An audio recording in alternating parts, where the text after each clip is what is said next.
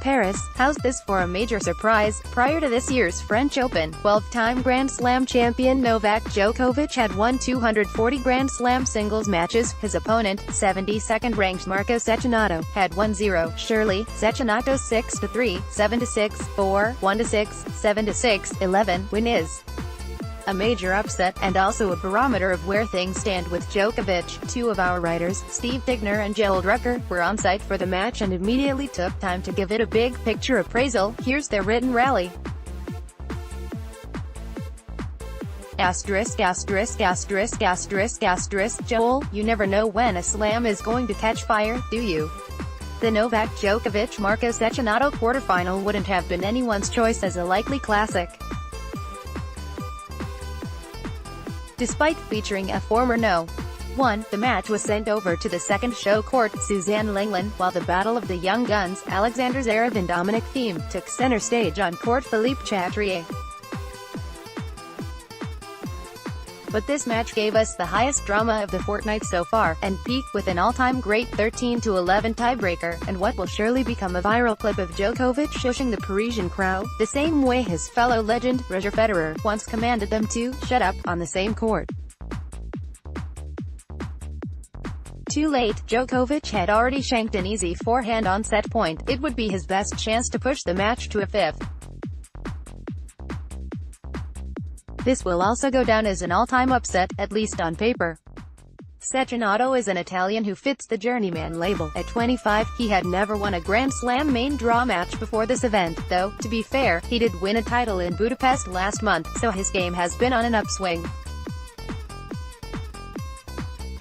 However you want to look at Cecchinato, I'd say this result is only a mild surprise. Djokovic, as we've seen all spring, hasn't shown that he's ready to sustain his old stratospheric levels for more than a match or two. While he looked good and sounded optimistic after beating Fernando Verdasco in straight sets on Monday, Cecchinato was just the type of dyed-in-the-wool dirtballer who could force Djokovic to hit ball after ball, and work hard to close out point after point. To me, the difference between the Djokovic of old and today's version can be seen in how he played at the end of the second set. After losing the first, he had set points to level at 1 set all. How many times over the years have we seen Djokovic, or Rafael Nadal, or Serena Williams, scratch and claw through a set like that, go on to win in what seems like routine fashion, and no one ever remembers the match? This time, though, Djokovic couldn't close that set, and thus couldn't head off the threat before it picked up too much steam. Those few key points are what once separated Djokovic from guys like Cecchinato. What are your first thoughts on this one, Joel? What did you think of Djokovic's game and attitude through it? Cecchinato wins a 30-shot rally in the second set. Steve, if ever we wanted to clarify that tennis is a game of inches, it was this match and where things stand with Djokovic's tennis. All year, at least until Rome, he floundered, and not merely by inches. So now, here at Roland Garros, Djokovic sought to find his best tennis in the toothpick-by-toothpick manner by which he's won so many titles. Throughout the tournament, Djokovic's best form was only present intermittently, but still, enough to get past some good opponents. A month ago could he have imagined he'd reach the quarters here, and his opponent would be a man with Cecchinato's meager slam resume? Given Cecchinato's track record, who had any idea how he was going to play today? I'll bet even Cecchinato had no clue, either. It was clear, though, that he was hardly intimidated by Djokovic, that the champion's aura, that whole locker room intimidation factor Djokovic wore for so long has largely faded, so Cecchinato scampered, took his cuts, and also knew what a lot of us have seen for a long time. Djokovic isn't particularly comfortable in the transition area. Those precious inches surfaced when he shanked the few balls in the fourth set tiebreaker. The precision that's made him so effective just hasn't been there for some time, and so, as has been the case for nearly 2 years now, Djokovic was bounced out of a slam earlier than anticipated. Despite all that, I thought his game showed far less erosion than it had earlier in the year, that the elbow issue seems resolved and now it's a matter of gaining the continued match play that builds confidence. What's your thought, Steve, on this match and its implications for Novak moving forward? Cecchinato eliminates Djokovic with a backhand winner down the line. Joel, locker room aura may sound like jock mysticism, but a few losses here, a few losses there, or, in Novak's case by now, quite a few losses, and your opponents quickly forget you ever won 12 major titles. It's a jungle in there.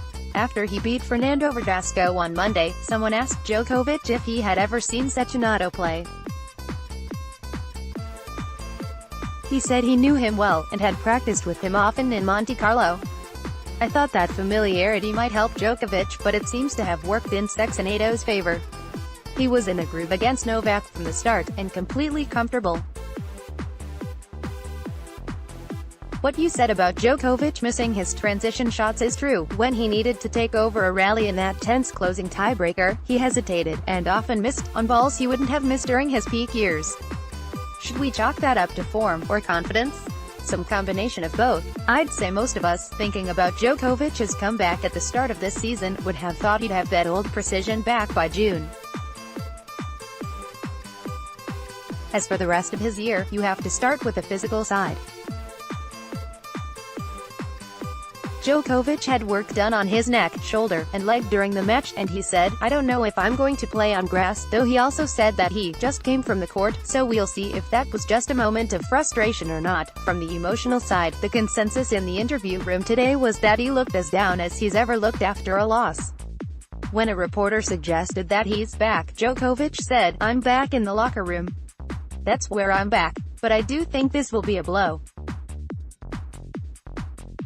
As Djokovic said, he'd been building up to this slam for months, and now, rather than making the semis or final and losing to a top player, he'll leave with the memory of losing to someone he surely thought he would beat, and of squandering a chance to make a tremendous comeback. Now he'll have the memory of that forehand shank at set point to mull over for the next 3 weeks. As for us, we have Cecchinato to watch.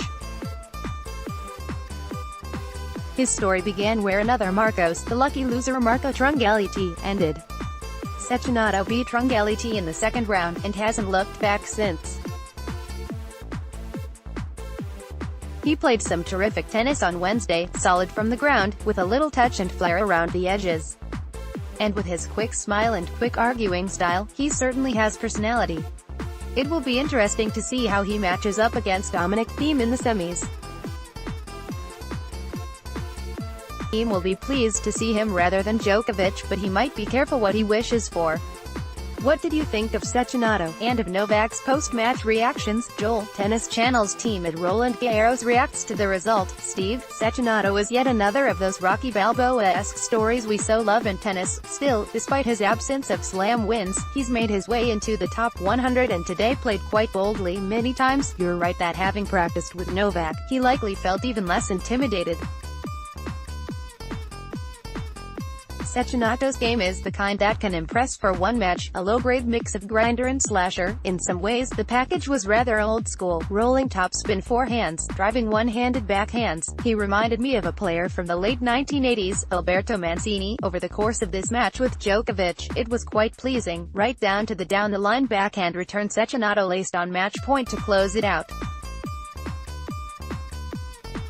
Of course, these Cinderellas can rapidly turn into pumpkins. I have a hard time imagining that Cecchinato can sustain or even find that level of play against Thiem in the semis, especially given all the ways Thiem can make the ball dance and jump. As for Novak, it's understandable how much anguish he feels. I suspect that in 48 hours, he'll be able to bring the rational part of his mind to things and commence preparation for Wimbledon, assuming he's reasonably healthy. But at this very moment, in the wake of having had several chances to take this into a fifth set, his tumult is justifiable. It would have been much easier to be blown away, certainly by a top player, but even by Cecchinato, but to have been so close to leveling the match is a bitter pill. That said, I'm still confident that in time, tough to say when, Djokovic will be back among the elite. Tennis Channel Plus features up to 10 courts of live action from Roland Garros beginning Sunday, May 27th at 5 a.m. Eastern Time. Catch up and watch all your favorite stars anytime on demand with Tennis Channel Plus. When you buy Tennis Channel Plus, your 12-month subscription gets you access to every ATP Masters 1000 tournament played outside the U.S., and every round through the finals of WTA Indian Wells, Miami and Cincinnati. The availability of matches or events on TC Plus is subject to change.